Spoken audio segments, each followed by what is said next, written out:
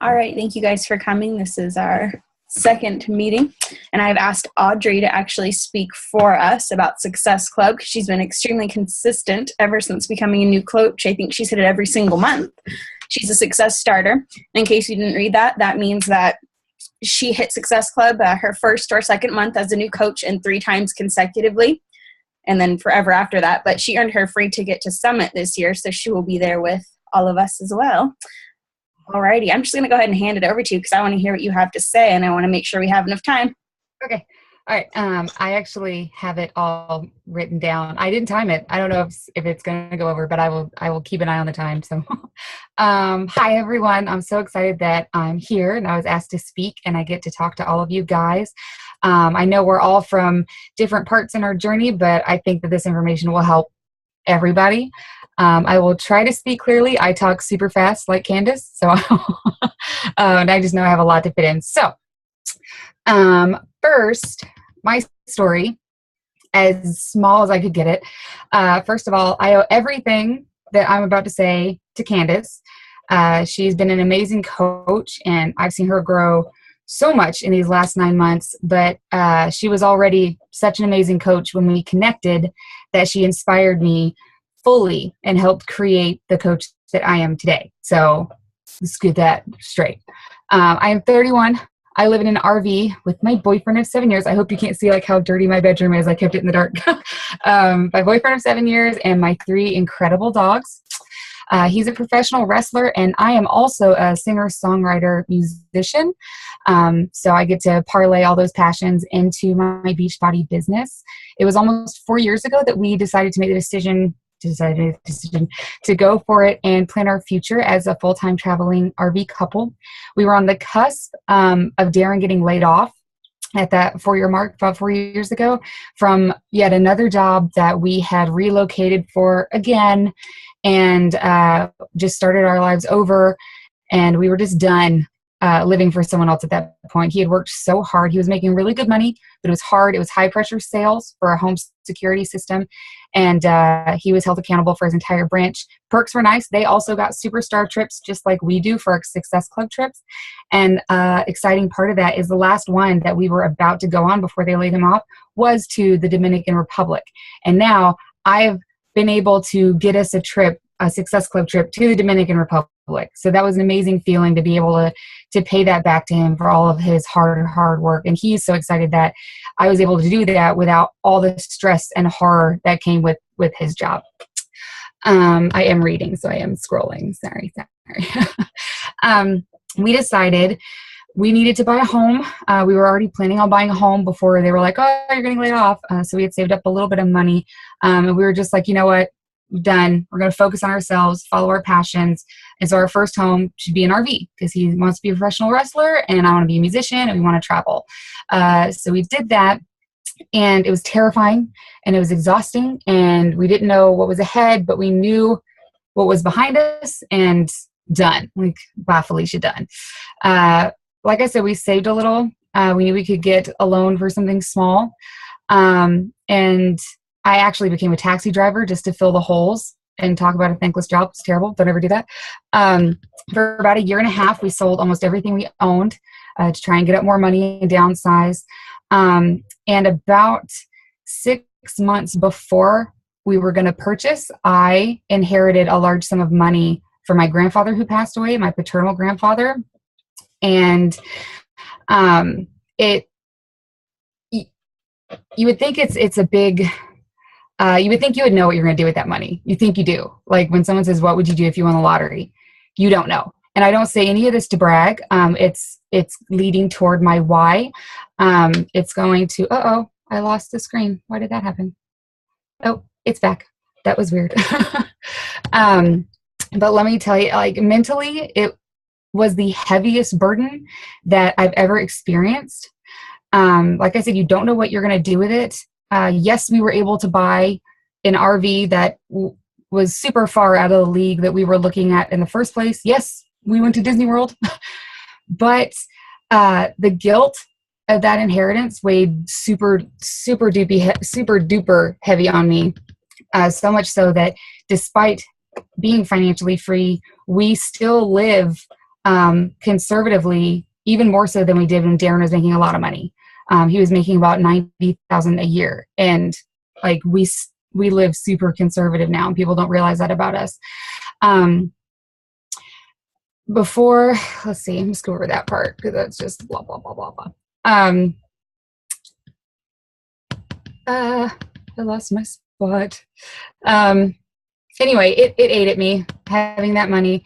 But besides all that and like selling everything we own, buying a new house, moving in, I realized I had gained 30 pounds and I was super, super unhappy, which is crazy, right? Like you inherit money. Why are you unhappy? That's stupid. But I was super, super miserable, even though I had a boyfriend that loved me, family that loved me, everything I could have possibly wanted. And I started looking on Instagram for, thank you. I started looking on Instagram and I was diving into hashtags, and me and Candace connected on hashtag RV life. And I don't remember if she commented on one of my things or if I commented on one of hers, but it's our relationship, me and Candace, is a true testament to the importance of our 3 vital behaviors and consistency and how it pays off. Had she not led by example, I never would have taken this job seriously and tried to duplicate the success that she was achieving every single day. Because she is proof of the product. I saw her incredible progress on Instagram because she is like all up in that personal development. I wanted to read her posts and I actually got value from them because she shares her why and her story is so well crafted. I knew exactly what she did, why it made her happy, and I knew I had to be a part of it. Not even the coaching yet, but just her lifestyle. I knew I wanted to be that person that was living that free RV life because I felt trapped even though I had that perfect life. And I wanted to be the kind of person that was motivated to work out every day and happy and share that. And I said customer before because when I signed on last May, I wasn't ready to be a coach. I already had an inkling that I could, because back when I used to do a lot of fitness, I loved being in groups on Facebook and sharing my workouts and stuff. But I was so miserable, like you guys. I was so down on myself that for the first 2 months, I pretended I didn't want to have anything to do with it. I just wanted to focus on Candace's challenge group and support people in there and post my workouts and just want to do my little customer thing. That she was so good, even in her challenge group, at breadcrumbing her story and her coaching life into it, that just right at that 2-month mark, I was like, okay, what's this coaching thing? I kind of want to do that. And she helped me start with my journey. So that's one of the important things I'm getting at, is that you have to be that. You have to share and be that open window into what this is so that you don't sell, and you don't have to. It's so that people see you, connect with you, want to be near you, and therefore they want whatever is making you so happy. And that's the point. And that's why we're not salespeople. We're like shares people. So yeah, because of her consistency, she was able to snag me as a fantastic coach. I'm going to soon be one of her diamonds, and I am crazy excited about that. Me and Bree have been working our asses off, and it's all really because of her, and that she helped show us like our own belief in ourselves. And I'm going to stop making her cry now. Like I said, she actually went on to RV Life, and that was how she found out. Like, we commented on each other, and it was not about health and fitness. It was about RV renovations, dogs. I didn't even know that. I knew that she worked in health and fitness because she would talk about her job. But when I asked her about, the products, I didn't even know I'd be buying it from her. I was just like, why are you so fabulous? Give me some of that. Tell me how to do that. So you'll really, really have an amazing coach, and you need to just watch her and just do exactly what she does, but just make it your own. And that is the power and the difference of what we do versus what other coaches out there do. Because believe it or not, a big person in my life about my health and fitness, she was my running mentor back in the day. She's the reason I ran a marathon, but this girl became a Beachbody coach, and we're actually not even friends anymore. I never signed on with her. I was never interested in it, because even though I knew her before and I trusted her to run alongside her for 26.2 miles, the way that she was going about it, which is like the ick way that we just don't do, made me just kind of push her out of my life. And I even told Candace when I signed on, I was like, can you not post anything about this? Because she's still on my Facebook. And so it was awkward, but she eventually came to me and was like, why do you sign up with me? And I was like, well, just found someone I connect with more. So, but y'all are on an amazing team, and just don't ever take that for granted, because there are people out there. It's not just Beachbody that's amazing. It's this team, because there are Beachbody coaches out there that are just like the It Works girls, the reps, the makeup, all that. So don't take it for granted, and really take what you're learning. So then I get to my tips. I only have 6, but you would not believe how long-winded they are. So I hope you have your notepads ready, and I will repeat them at the end. So don't worry. Good. Maybe even like a voice recorder. I don't know. Okay. Tip number 1, customers are everywhere. And I'm sorry, I see the chat box popping up, but I'm not reading it because I get serious ADD and I'll squirrel out and forget where I am. So customers are everywhere. Okay. A constant audience is always watching, always. And within those customers, this is a part that people forget. By the way, I'm not farting. That's my chair. If you hear that, it's like squeaking. It's my ottoman. It's going within those customers are superstar coaches, and they're everywhere. So always consider that when you're building that relationship with your potentials. And I call just any new person the potential, because they could be a potential customer, potential coach, potential person that leads you to another coach. Like, you never know. They're all open-ended potentials.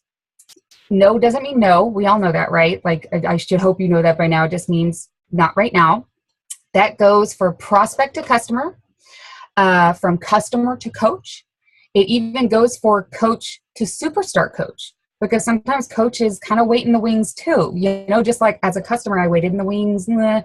Some coaches are real excited to become a coach, and then it might take a while for them to blossom, but you can't give up on them. Like, you have to keep being consistent and showing that you are doing this, whether anyone is doing it or not. You still are, and it's a real thing, and you have to be proof of it, of the products, of everything, of this being a real thing. I probably would not have signed on for all this if Candace wasn't so good about sharing, like when she went to Summit, and how she even posted about like her personal development during Summit, and those are important things that we need to share with people. So if you aren't consistent for that everywhere audience, you'll never inspire any of them to just go for it. So again, tip number 1, they're everywhere. Everywhere. Tip number 2, to explain this, I am going to tell you my actual why. And even Candace doesn't know some of this, and I don't want to get all sad, so don't. And plus, I already cried earlier when I wrote it, so okay. But my why is because I literally have something to prove. I lived my whole life up until now because I worked my ass off with the opposite idea.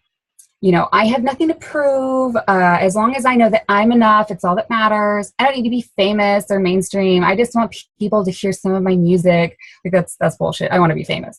I don't need radio plays, whatever. It's fine, coffee shops. I have nothing to prove. That's what I always told myself, because I had that fire, because I was working all these jobs and really struggling. And I thought that was an appropriate mindset, but it really is just an excuse for being afraid to push harder, because I already felt so exhausted with the jobs that I was working. You know what I mean? But I'll say this, money changes everything. Absolutely everything. And sometimes not in a good way. I realized that once I had everything, I couldn't wait to get rid of it. Seriously. I had to stop myself from burning through it. I started when we were downsizing. I was literally just, if Darren wasn't selling it on Craigslist, I was just putting it out on the lawn, because I was just so confused about all the money, about all of it. My grandfather was not a good person, not a good human, awful person. And we didn't associate with him. We actually thought that we were all out of the will. And don't worry, he didn't turn nice on his deathbed. The will was a family thing. He didn't decide to give us the money. It was in a family decree. but we didn't have anything to do with him because of what a terrible person he was. So my dad was a truck driver. Like, we grew up po. And what money we had, we ran a foster horse farm. So we spent all our money fostering horses and you know, adopting them out to families once they were healthy and like just all kinds of stuff. So I watched my sister burn through hers. When my dad passed, I was 16. I watched my mom burn through that insurance money. We just all have had such a terrible relationship with it. There was also a very negative emotional tie since my grandfather was such a terrible person. My grandfather was most likely, and I'm not going to get into all that because, dear God, but was the catalyst for my father's passing. The emotional instability that my father had was directly correlated to that man. And my dad was like a great man. But he's no longer here because of his own demons that he had because of his father. So to inherit money from the person that like was the reason that I didn't have a dad at 16, like, it was disgusting. Like there literally, not literally, but there was blood on that money. So using it to better myself was just something I couldn't even fathom. So we bought a house because, of course, when you have money, you're going to buy a house. But trying to think of any way to really use it to boost my life was just like, couldn't even figure it out. So I've had to deal with all these, and this is all like in the last year and a half. So I had to deal with all these awful things. People that you thought loved you say, you know, oh, must be nice to not have to work. You know, must be nice to just buy what you want. And just shitty things. Even though we don't, like I said, we live conservatively. The two of us live off of it was like $4,000 a month for the both of us. It's less than Darren made at his other job. No one was ever jealous then, you know, when we were working, but that inside voice in my head was always saying, must be nice to be rich. And so I didn't want to be. But I realized my why is that I owe it not to them, but I owe it to me to prove to them that I will be in the Millionaires Club because I got there off of my $140. And that's something that everyone needs to remember, is that I don't invest any more than y'all have. Like, seriously, I still, like, my coach incentives, I still go to the clearance rack at TJ Maxx to get my notebooks. You know, I've invested $140, and that's all anyone has to do to become so happy and so wildly successful with this business. And your why has to be so important to you. Your why needs to make you cry. Like, stop with the, I want to be fit. Stop with the, I want, you know, some extra money. Figure out what is the true reason that you don't crawl into a hole and die. You know, like, if you've ever been so broke that your car was repoed, the reason that you got up and went to work at those 3 different jobs, that would be a why. So you're doing this business and you need to find that, and you need to always remember it, because that's what's going to get you through that horrible time when you're like, you know what, this business isn't going to work. Screw it.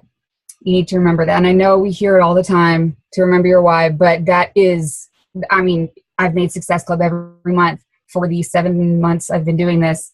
And that's why, is because I'll be damned. I will be damned if anyone's going to tell me that I don't deserve wild success because some old son of a bitch died. That is the honest truth. I'm going to regain my thoughts. Excuse me. So that was tip number 2. Don't forget your why. Tip number 3, off the sad stuff, onto stop worrying about annoying people. Like, stop it. You need to know these things, okay? A, no one cares. This was a super important thing that I heard from Bill. damn it, Colleen's old success partner. Now I can't remember his name. What's his name? Are you unmuting? No. Okay. Anyway, Brad. Yes. Brad said that just no one cares, not about you, but kinda.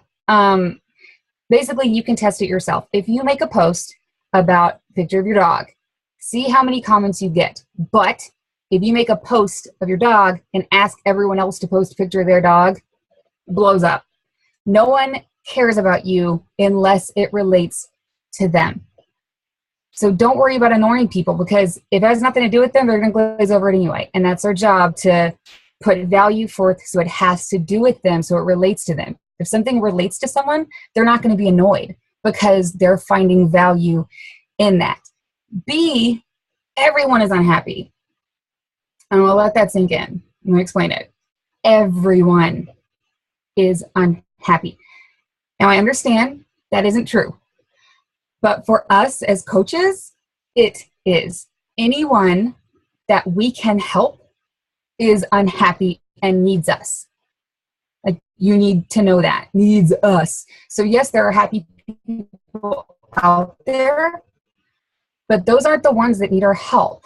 Yes, have them in your life, reach up and sideways to them, use them as inspiration, but those aren't the ones that we're speaking to. So always know, in our realm of people that we can touch, everyone is unhappy and you can help them find that happiness. So don't worry about annoying anyone.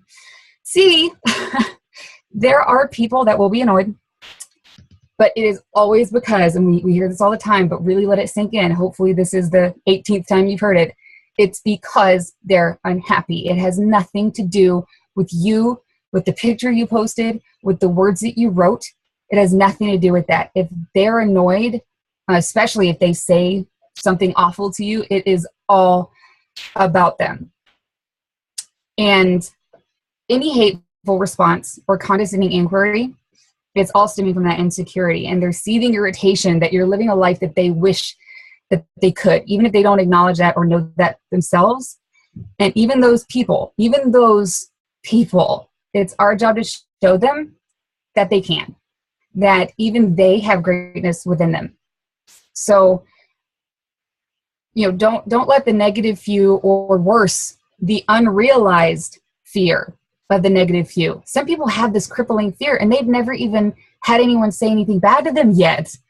I mean, it's incredible. And they're literally letting their own fear of what they think someone could be saying to them just keep them from helping someone else. And like Bonnie Ingalls says, don't hold someone's future captive in your mouth. So stop it. Stop it. This is coming from someone who has achieved complete financial freedom at the age of 30. I had it all and I was super unhappy until I found Candace. So just stop worrying about it. Stop worrying, start sharing, grow a thick, confident skin, and know that we're here to change lives.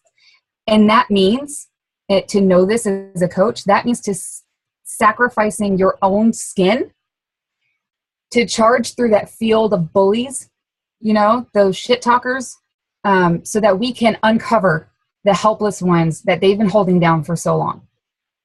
So we have to have a confident armor so we can reach out and help these people that don't have that yet. So don't worry that you might annoy someone, because just remember, you think about how your post might make you feel, or that it might annoy someone. And just remember that you are not the point. The point of everything we write, everything we do, are those people that are being buried by the negative ones and the miserable ones, and the people that are unhappy but don't want to be, So it's our job to just fight through all that for them and help them build their own armor along the way, and help them find a place where they can do that. And that's what Beachbody is that's that community where we can all help each other build that armor. So it's like a metaphor, but you see what I'm saying. So tip number 4, this is super easy. Find a business partner, a success partner. If you haven't, and I don't mean just kind of chatting with other coaches, find someone, reach out into Dream Corp, reach out into other teams if you feel that they're working the business the same as we are, and find someone that you really connect with. And I'm going to tell you, get with them face to face, even if it's just on Zoom. A lot of you know that me and Bree are business partners, and she lives in Boston and I live in Florida. So I want you to do this. Find that business partner, Zoom together, and try a live power hour. Schedule a time where y'all can get together on Zoom and turn on some music, set a timer, do who can add the most people in 10 minutes. Then when the timer goes off, do who can connect with the most people in 20 minutes. Then when the timer goes off, do who can follow up with as many people in 10 minutes. And then, who can invite however many people in 20 minutes. And I'm saying this because I know we all know how a power hour works and the power of 3, but just scratch the number. Like, don't put a limit on it and just have fun. And the passion that we get from these calls, you can create that yourself. And we all know that once we get in our own heads and we haven't been to an event or we haven't talked to our coach in a while, or sometimes texts just aren't doing it, you can create that passion yourself. And I'm telling you, get a success partner, do a live power hour, and it's a whole nother level. Like, it will just boost your business so much because you'll be able to find that passion energizing, like, in yourself. And it really helps. It really does. Tip number 5. I'm going to take a sip of water because it's like a cat shit in my mouth. Goodness. So, and this is my 2nd liter and a half for the day, Bree. We're having a contest. All right. Tip number 5. Never, this is so important. Never say, I don't know. Ever. Ever, ever, ever. I don't care what excuse you think of. Never say that. Always say, that's a great question, and I will find out for you. And you need to keep that confidence in what you don't know and use that. Because I've never trusted anyone more that was like, you got me, but I'm going to go fix this for us. I'm going to go find out the answer. Everyone wants someone resourceful. They don't want someone that knows everything because it's impossible. You will never know everything in this business. It's impossible. And you need to use that same passion that no one can tell you that you don't know what has made you super happy. Like, no one can tell you that you're not happy, right, with these products. No one can tell you that you haven't lost weight and aren't healthy and excited. So that confidence you have in the products that you're like, oh my God, you have to try this. Use that same confidence in your resourcefulness when you are talking to people. Don't get scared that you don't know everything. Don't get scared you're going to be asked a question that you don't know, because you know you're a good coach and you know it makes you happy and you know you can find the answer. So don't let it shut you down with fear. Stop it. We're all pros because we all know that this works. Last tip, stop answering the questions. Stop it. They came to you for help. Even if you reached out to them, you invited them, they need your help. So they are still coming to you, whether you invited them, for your help. So stop letting them run the conversation. And there are ways to not answer a question without being rude and ignoring them. They say, well, how much is it? Well, I have to narrow down a few different programs. I want to make sure that you don't have any physical limitations or diet limitations. Once we figure that out, then I can give you some price breakdowns for different programs and then continue talking. Don't answer their questions until they answer all of yours. Okay. So much. So number 1, customers are everywhere. Number 2, your why needs to be strong as shit and needs to make you cry when you think about, I can't even, I'm just like, bleh. Your why. Number 3, I'm going to start crying again if I keep talking about it. So number 3, stop worrying about annoying people. Number 4, get a business partner, success partner, do a live power hour, have fun. Number 5, never say I don't know. And number 6, stop answering their questions till they answer all of yours. Oh my God, I can't believe I got that all in. I loved it. I took so many notes. Look at it. I'm so look at all these notes. Like, we know these things, but to hear, like, we all know these things, but to hear them, just a different point of view, like a different perspective, it helps so much because you hear something just a little bit of a different way and it clicks and you're like, oh, you know what I mean? I loved every Thank you so much. These were so good. I was like, oh, what is she going to say? But I love them. Does anyone have any questions or anything to add to it at all? Oh my God, there's 31 things in the chat box. I know. I love when you speak because do you remember on Colleen's call, she talks about, can't remember what it was, but it was just our last speaker that talked about linking people to what you're saying with emotion. Like you do a really good job of that, of conveying like emotion, and you make me think about like what my stuff, so like I feel connected to you when you're talking, and you like take me to, my why as you're talking about yours, and I got emotional, and like my left eye always cries. Oh. Just the left one. Isn't that weird? The left one. Yeah. But I love the business partner and success partner thing. That's important. And something I wanted to add on to that is it's kind of like dating or like blind dating. Like it doesn't have to be from this team, and don't feel weird if you like try to reach out to someone as a success partner or business partner and it doesn't work out, because I've reached out to many people and it just kind of went dead and it didn't work out. But I found a few that stuck and it works. Like, so don't be afraid if it doesn't work to like not try again. Just let it go if it didn't work. Like, don't have to force it, Nobody. Yeah. I've even had a few people reach out to me from our team, and I felt terrible, but I was like, oh shit, like I already have a success partner and I'm like drowning in my own work, but I promise you'll find someone, Yeah. So don't take it personally. Like you can have multiple, it's not a problem at all. But like, when you connect with someone and when you don't, and it's kind of a little bit hard to work, like, especially if you're not at the same level, like you said, it's like important to find someone that's on a similar level to you business wise, like, or, just started when you did, just on the same level of passion, basically, as you are. Super important. I took screenshots of the chat box. You did? Yeah. Oh my gosh. Because it's so much to read with 5 minutes left. I know. I don't think I had anything else to add to that. Did anyone have an actual question or want to unmute themselves? Dun, dun, dun. Maybe too long to read through all that. Yeah. It was mostly like mushy stuff too. No. Thank you, Adri. Oh, it's Audrey, but you're welcome. Thank you, Audrey. I'll still call you Adri because that's how it is in my mind. Okay.